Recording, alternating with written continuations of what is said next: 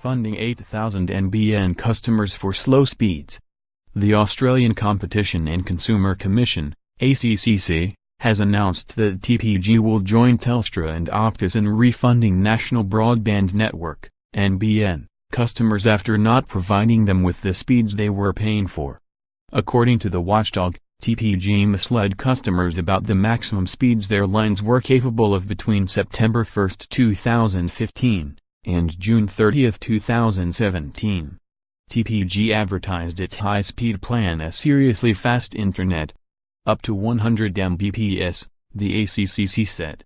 TPG has admitted that by promoting and offering speed plans with maximum speeds that could not be delivered, it likely contravened the Australian Consumer Law, ACL, by engaging in misleading or deceptive conduct and making false or misleading representations. ACCC Chair Rod Sims said fibre to the node, FTTN, and fibre to the basement, FTTN, technical limitations meant many of its 100/40 Mbps customers could not reach those speeds, or even half those speeds. According to the ACCC, 62% of FTTN customers on the 100/40 Mbps speed tier could not receive those speeds, which amounted to 7,509 customers. Of those, 2,088 could not receive 50/20 Mbps speeds, 144 could not receive 25/5 Mbps speeds, and one customer could not even get 12/1 Mbps speeds. In addition, 2% of TPG's 25/5 Mbps FTTN customers could not reach those speeds, which amounted to 411 customers, and 12 could not reach 12/1 Mbps speeds. 17 of its 12/1 Mbps FTTN customers could not reach those speeds. In regards to FTTB customers, 4% of its 100/40 Mbps customers could not receive those speeds, amounting to 42 customers, and 3 of those could not receive 50/20 Mbps speeds. Of its 25/5 Mbps customers, 4 could not reach those speeds, and 1 of those could not reach 12/1 Mbps. One of its 12/1 Mbps FTTB customers could not attain those speeds. TPG charged customers higher prices for the promise of faster speeds, misleading many customers into paying a premium price for a service they could not get, Sims said. This is the third major internet provider we have taken action against in the past few weeks. Internet service providers must take responsibility to ensure that their customers get the promised speeds that they pay for. Under a court-enforceable undertaking, TPG will refund customers between $10 and $30 for each month they were paying for their plan, and they will be entitled to switch plans or leave their contracts without exit fees. Affected customers will also be notified of the maximum speed their line is capable of. In responding to the ACCC's NBN speed advertising guidelines, it was last week revealed that TPG's 100 Mbps plan only hits around 50 Mbps during peak evening times. By comparison, Optus and Telstra have said their 100 plan hits 60 Mbps during the evening, while Aussie Broadband said its speeds are between 60 and 100 Mbps. Last week, Optus also entered a court-enforceable undertaking to refund thousands of FTTN and FTTB customers who were sold speeds not technically possible on their NBN connection. Over 2 years, Optus had sold a Boost Max package offering 100/40 Mbps speeds. However, the ACCC said around 5,400 of all Optus FTTN customers on a 100 Mbps plan could not hit maximum speed, while 2,300 could not even hit 50 Mbps speeds. At the same time, 26% of its customers on its 50 Mbps plan could not attain speeds of 50 Mbps, while 3% of all 25 Mbps customers could not reach 25 Mbps. The Optus refund followed Telstra having to refund around 42,000 customers for the same issue last month, with Sims at the time saying the ACCC was continuing to investigate other RSPs.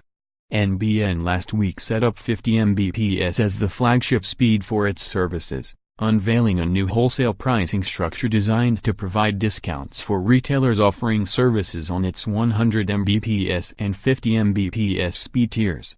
Under the changes, NBN's access and bandwidth charges will be bundled together across Connectivity Virtual Circuit, CVC, and Access Virtual Circuit, AVC, for the two top-tier plans.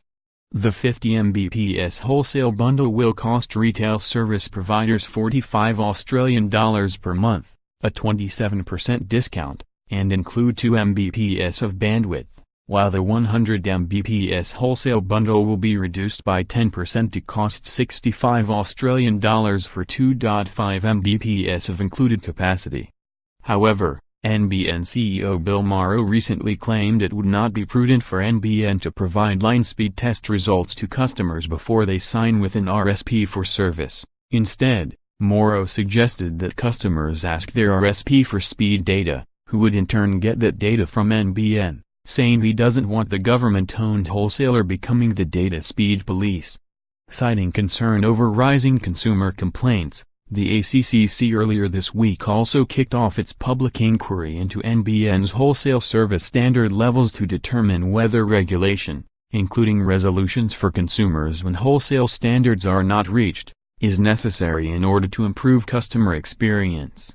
ACCC action against Optus saw proceedings begin in the Australian Federal Court last week, with the watchdog alleging that the telco misled customers about having to move from its hybrid fiber coaxial HFC network to the NBN. According to the ACCC, between October 2015 and March 2017, Optus had advised its customers in writing that they would be disconnected from the Optus HFC network within a specified period due to the availability of NBN in their area. This constituted false and misleading representations, the ACCC has argued, because the time frames it advised were shorter than those contractually permitted.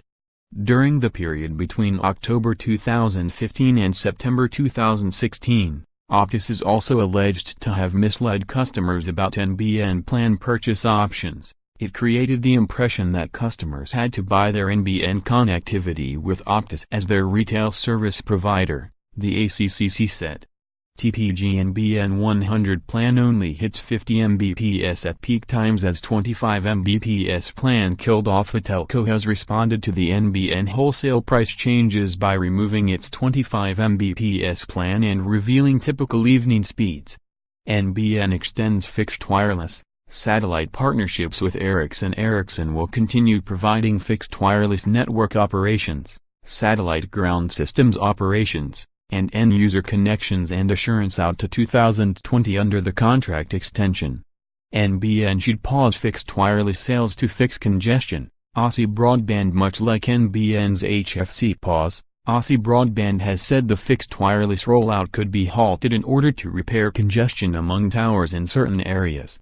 ACCC kicks off NBN wholesale service levels inquiry. The ACCC is seeking feedback on whether NBN's current negotiated wholesale service levels provide incentives for improving customer experience and repairing faults. Turnbull unveils new tech ministers in cabinet reshuffle. New ministers for regional communications, cybersecurity, intelligence, innovation, and digital transformation have been announced by Australian Prime Minister Malcolm Turnbull.